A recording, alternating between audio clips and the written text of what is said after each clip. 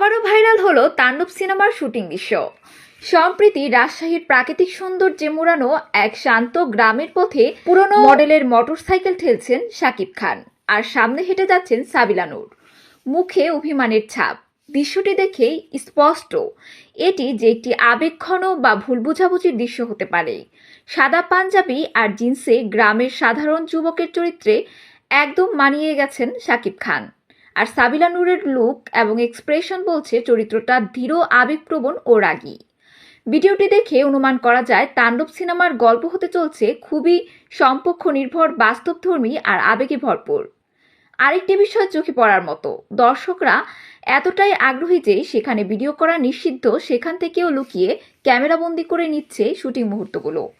তাণ্ডবের প্রতি দর্শকের এই আগ্রহই বলে দিচ্ছে এই সিনেমা হতে যাচ্ছে বছরের সবচেয়ে আলোচিত ছবি।